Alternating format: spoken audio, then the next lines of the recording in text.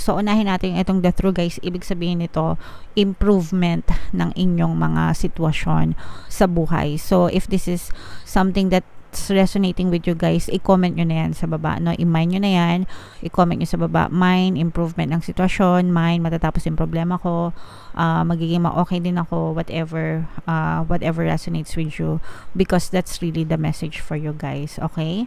The key to success is a change in perspective. Palaging pwedeng magbago yung sitwasyon nyo, mga kapiksi, depende sa pinofocus ng inyong attention. So,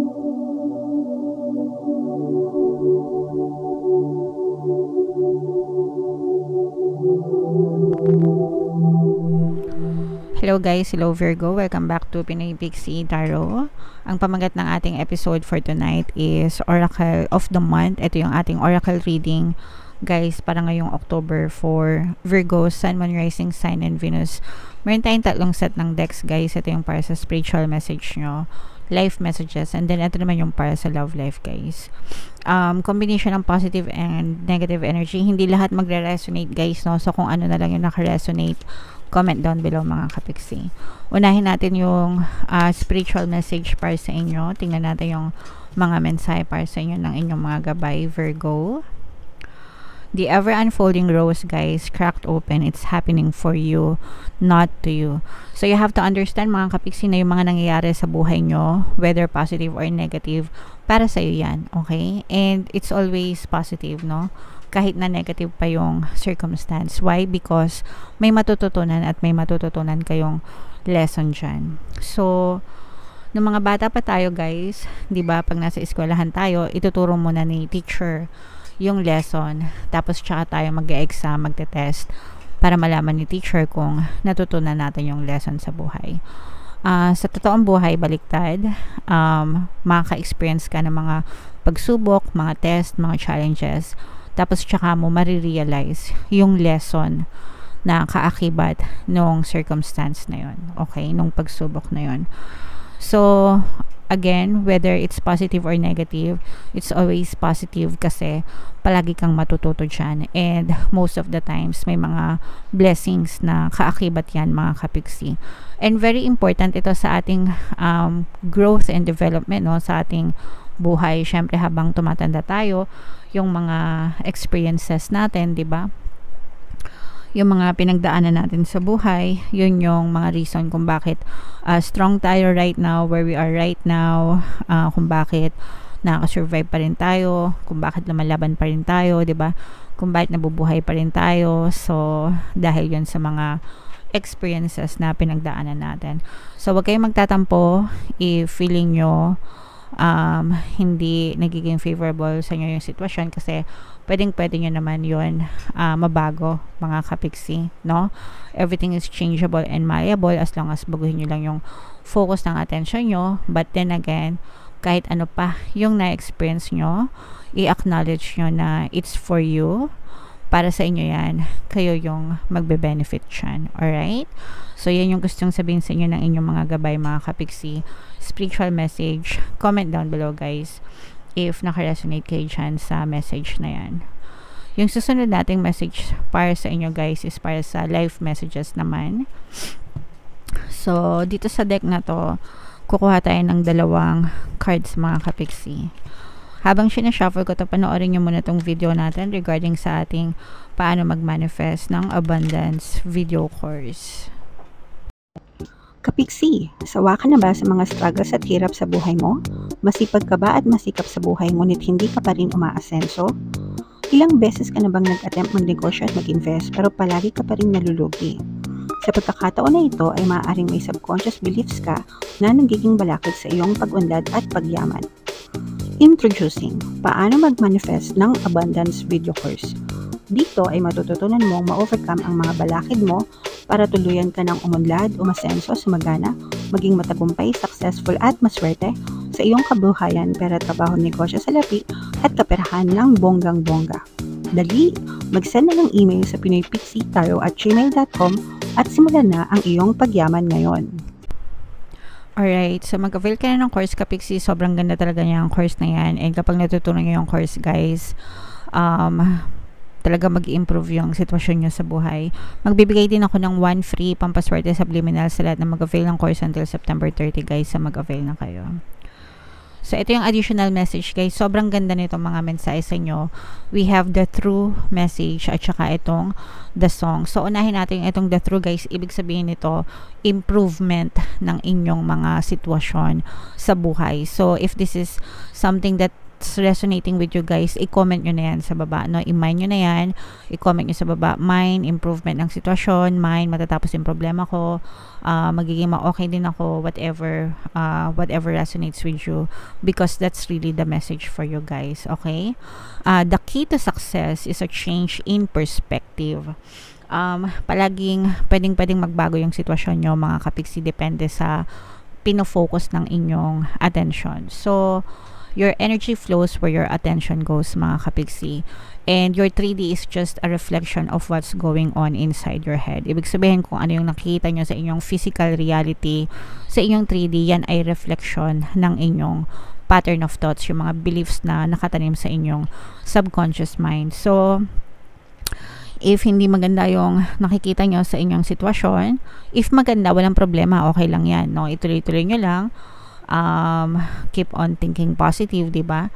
Para talagang maging maganda yung takbo ng buhay nyo. Pero if that's something negative, let's say for example, yung sitwasyon mo sa buhay, ang nakikita mo ay negative, pangit, hindi maganda, hindi pabor para sa inyo, wag kayo mag-alala because you can definitely change that. Pero ang pagbabago is manggagaling sa sarili mo mismo. Okay? You have to change the pattern of your thoughts, yung perspective mo, yung pananaw mo sa buhay, yung belief system mo, para magbago din yung iyong 3D, yung iyong physical reality mga kapiksi. Ganun lang kasimple. And ilang milyong beses ko na yan pinapaliwanag dito sa channel na to. If you're a regular viewer, dapat sanay ka na dyan sa mensahe na yan, and dapat pinapractice mo na para talagang ma-experience mo. Parang salamin lang yan guys, no? Pag nanalamin ka, diba? Nakita mo yung sarili mo sa salamin, magulo yung buhok mo, diba? Syempre, anong gagawin mo para magbago yung reflection sa salamin? Gusto mong ayusin yung buhok mo. Aayusin mo ba yung buhok mo dun sa salamin? Di ba hindi? Aayusin mo yung buhok mo dun sa sarili mo. So, your inner world para mag-reflect siya sa iyong 3D, which is yung salamin. Di ba? So, pag inayos mo yung buhok mo sa sarili mo, yung makikita mong reflection sa salamin, maayos na rin yung buhok. Di ba? Naintindihan nyo ba? Comment down below guys if naintindihan nyo. So, kung gusto nyo maging maayos yung sitwasyon nyo sa buhay nyo, kailangan ayusin nyo yung pattern of thoughts nyo, yung pag-iisip nyo, para mag-push out siya sa inyong 3D, sa inyong physical reality. Okay? And ito naman ay energy of healing. Yeah. So, sa mga kapiksi natin dyan na if meron talaga kayong mga pinagdadaanan, mga kapiksi, no?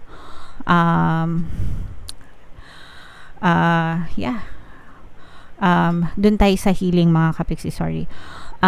Pwede kayong makinig guys ng ating Ho'oponopono subliminal sa ating channel. Tsaka yung self-love subliminal, the best combo para sa inyong emotional healing.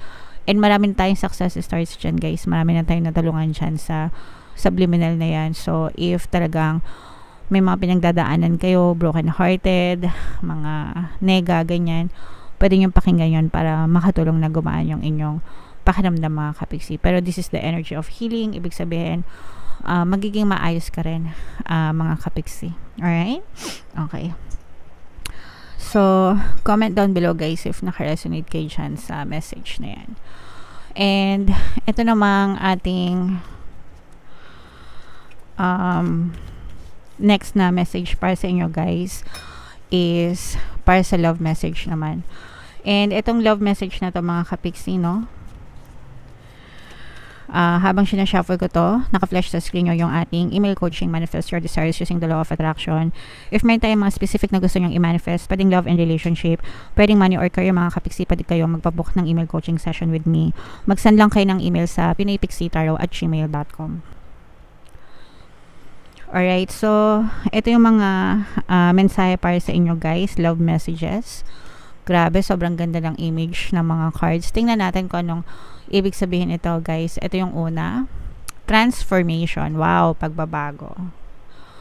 Your relationship with another is about to deepen. love conquers and transforms all things. So, if meron kayong partner or specific person, guys, ibig sabihin, ito'y positive, no? Kasi nagbabago yung takbo ng relationship nyo. And yung pagbabago na yan, sa mas maganda, no? Tungo sa mas magandang pagbabago, mga kapiksi. So, lalo pang lumalalim yung inyong relationship. And, syempre, continuous effort yan, pagdadasal, and make sure na maganda yung concept nyo about your relationship, about your partner, and about yourself in the relationship para talagang maganda yung tungo sa maganda, kumbaga, yung pagbabago ng relationship nyo, okay? So, ask yourself what are your thoughts on a daily basis, mga kapiksi, pagdating sa relationship mo. Ikaw ba yung tipo na palaging nagrereklamo sa partner mo?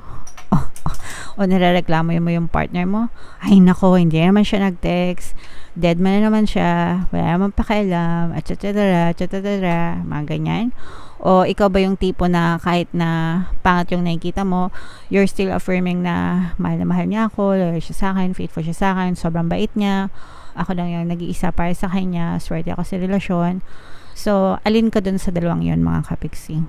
Okay? And remember, guys, kung ano yung finufocus ng attention nyo, yun yung nagmamanifest sa 3D nyo. So, make sure na be very careful kung ano yung finufocus ng attention nyo, especially sa relationship.